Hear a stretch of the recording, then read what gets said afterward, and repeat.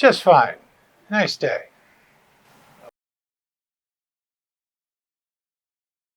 Oh, no, it's too long. I'm 66. My goodness, I've had a lot of things to do, but seem to keep coming back here to do. Yeah, I've been a journalist, an IELTS examiner, a teacher, lived and worked in Asia quite a bit, and yeah, I keep coming back here. My name is David Duckett, and I'm from USA, born in New York, grew up in New Jersey.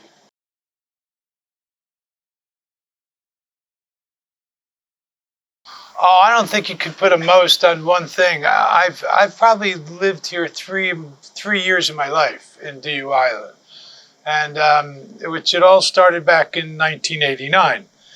And back then, I was one of those travelers who didn't buy a Lonely Planet, but I'd use it a lot. They're pretty heavy books. Let someone else carry it for you. And on the long train rides in India, I noticed in Gujarat, the section was just clean. Like nobody went to Gujarat, it seemed like. Everyone was going to Rajasthan and Goa. You know, all those sections were well mangled and whatnot. And so I used to read about Gujarat a lot. And from Jaisalmer, I hitchhiked down and went to Bhuj, a few other places, but ended up, I knew I wanted to be in DU in December. And I got here in December 1989, moved into Ganga Sagar Guest House, where Mama Ganga, she's still alive, she's with us, and I visited her yesterday. And she did a thing where she was very much the boss, let's say, and she'd put people in certain rooms. You had no choice. My roommate ended up being my ex-wife. Anyway, 9 months later, in September of 1990, we had a child, and of course, we named that child DU. I brought DU back here when she was 16 years old in 2007, that summer. We had a good 6 weeks living on DU Island, went surfing a lot at Googla. It was a different time of year for me here because the waves were very different. But I spent a lot of time, most of my time in DU, probably in the early 2000s. And I used to live at Fudam Church. I lived at St. Paul's a little bit. But Fudam Church, I lived for like 8 months. That was really nice. It's not available anymore. But and I used to camp on Gomti Mata Beach, which is the beach at the end of the island that not many people know about. And I even wrote a story about it in a book I published. And we used to call it Death Beach because on one end of the beach is a burning ghat, the crematorium. The other end of the beach is kind of a weird thing for India because it's like a graveyard, but they don't have graveyards in India. But it's a memorial for all these fishermen that died out at sea during a monsoon in the 90s. And in between is just this big empty beach. No palm trees or anything. A lot of Europeans find it so ugly, blah, blah, blah. I loved it. No trees, no bushes, no bugs. So I used to live out there. I used to go camping. It wouldn't rain through like November, December, January, February, and just live out there. And we were surfing, body surfing.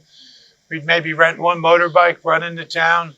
There's a whole story on this in my book, which is titled The Lost Children of Papillon. And it's one of many stories in there. And that one is called Death Beach Camping, of course. Anyway, so I've had a lot of ties to DU over the years. And yeah, I just keep coming back. And I just got back recently. It's been 8 years since I've been here. Last time I was here was 2016. And I stayed here at Dream Vision with Milish. And they were just redoing this hotel at that time. And when I got back this year, I came straight here. And yeah, it's pretty good.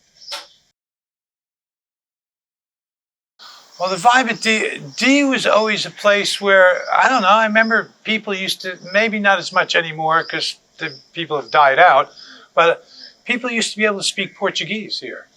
You had, to me, I always thought of DU as a combination of coastal India and the Count of Monte Cristo, like Cartagena, Colombia, because it has that feel from the 1500s, you know, of medieval times. I mean, the fort is just fantastic, and it's free. You can go anytime you want. It's a beautiful old fort. The Panicote is very unique. Of course, 1509 was the first Battle of Diu, which changed the world in a way. If you look on YouTube and look that up, the Battle of Diu 1509, you'll see it made a big difference. It connected the spice trade for Portugal, from Asia all the way over to Africa. And then 1538, there was another battle here, which is quite famous. Anyway, yeah, and so like Diu it was a small island. I think it's only 13 kilometers long and only like 2 or 3 kilometers wide. In some places, maybe a little more, but not much more. But it seemed to get bigger each time I came. There was always something different. You have the Towers of Silence, which a lot of people don't even know about now, where the Farsis, which the Zoroastrians, who first came here when they fled Iran, they landed on the beaches, perhaps of Gomti Mata, a lot of people say, and they built these Towers of Silence. And their fire, which is still alive today, somewhere in coastal Gujarat, not sure exactly where, that was here on this island for a while as well. But you have the Towers of Silence, which is near Gangeshwar Temple, and that's a pretty unique place. And if you don't know it, Zoroastrians who live this super clean life and everything, well, their end game is a bit weird because they put the dead body of someone on the Towers of Silence and let the vultures and crows eat it and send it back to nature, which is pretty bizarre in a way. But yeah, anyway, you got 2 of those here, 2 of the towers. There's lots of other little things with Diu. I guess I'd have to remind myself of it. But yeah, some people say there's a tunnel from the fort to Panikot. I've never been in it, but it seems like it could be possible because the water there is very low tide and there must be some bedrock, but who knows? Maybe I'll go there one day.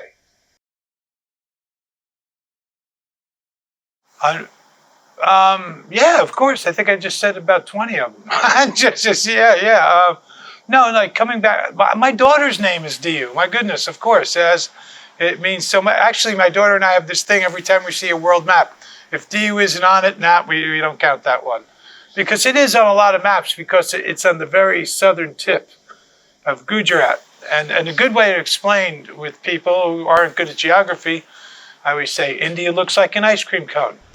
Gujarat would be the ice cream hanging over the ice cream cone. And Diu would be the one little drop of ice cream dripping off the bottom of that clump of ice cream. That's where Diu is. If you go straight south from the beach, let's say at Gomti Mata, if you were in a boat and went straight south, the first land you'd hit would be Antarctica. It doesn't, there's a big, clear, clean way going north-south. Whereas I think you're closer to Africa in Diu than you are to Bangkok or to the Andaman Islands. So you're kind of far east, far west.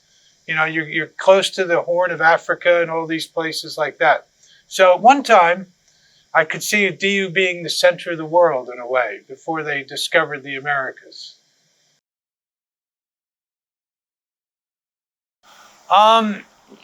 It's actually an interesting question for another reason. I don't know if you realize, but no.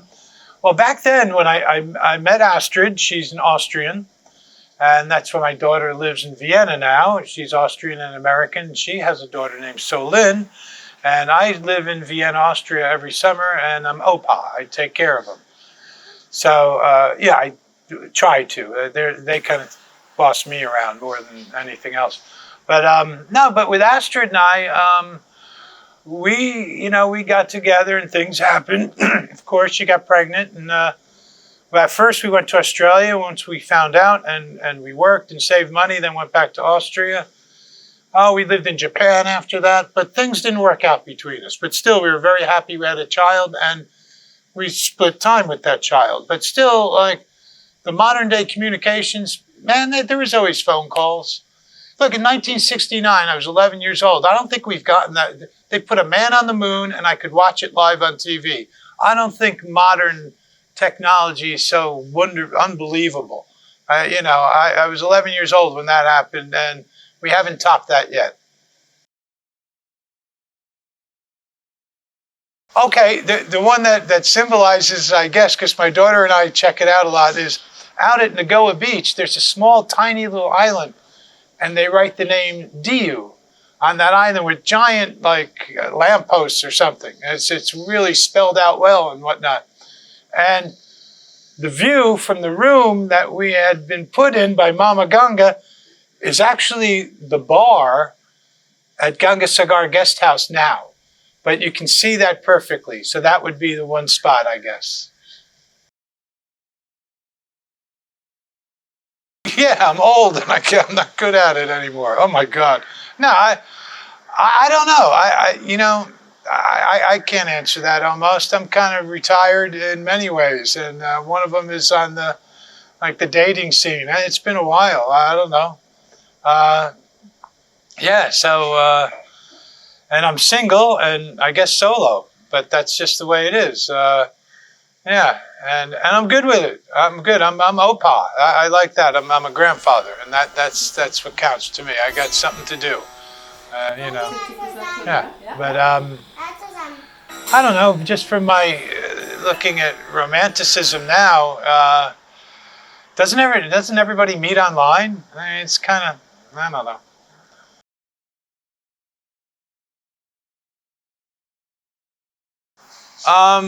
Well, I mean, I was on one big trip. I mean, I was traveling around quite a bit through Southeast Asia and everything, but Hidden DU was very unique in that. I think at that point, because Astrid, the mother of my child, my ex, we left DU somewhere in mid-December and went down towards Goa and then to Chennai, then up to Puri, and then over to Southeast Asia. But yeah, I think more of my connection with DU than anything is more the later years when I rediscovered it many times. Because back in 1989, the one place foreigners went to was Ganga Sagar Guest House. Like everybody was kind of shuttled out there. And it was the only thing out there too. And like Pete, no one was renting motorbikes or anything like that. It was just one bus a day, and we just walked to the Gomti Mata Beach maybe. But yeah, DU started coming into its own later in the early 2000s. You had St. Paul's, the church where that was a hostel. Maybe still is. I'm not sure. It's hard to get to it at the moment. They got construction in that area, but. I stayed in Fudam Church for a long time, That was really good. I've stayed in so many places here. Well, Dream Vision's now my home, though. And I think Dream Vision is the only foreigner place at the moment.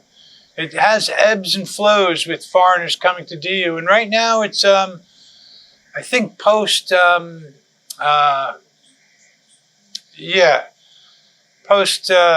COVID, a lot more Indians are traveling, and that kind of, I don't know, washes out some of you don't see the foreign tourists as easily or as much.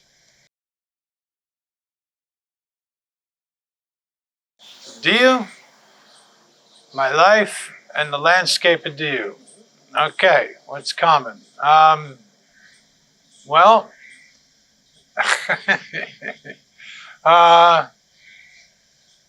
it's old school. To use the old, it's a colonial past. I love history, and DU's filled with it. So that really goes along with me. As for the landscape, I love things that barely work. I like to fix things and use things until they just completely are finished. And I love that with some of the, you look at the Havelis here in DU and some of the other places. They're hanging in there. You look at the big wall that cuts across town, and now you can walk it, which is pretty cool. But it goes out to sea, and I remember seeing little bits and pieces. It looks like a jigsaw puzzle at the end, but they're still hanging in there, and that's how I feel. I've had a long life, and I've done a lot of stuff in my life, and I've used my body, maybe overdid it a few times, but I'm hanging in there just like you. Yeah. I just hope it can keep its charm and not get too modern or anything. Actually, at the moment, they're doing a bunch of work around in DU for the infrastructure, and it cuts down on your usage of maybe the Wi-Fi and stuff. But that's okay. That's okay. It's people who wear earbuds and look at the rectangle all the time. I mean, go do something. Meet some people. Hang around a chai walla. Life can be a little more interesting.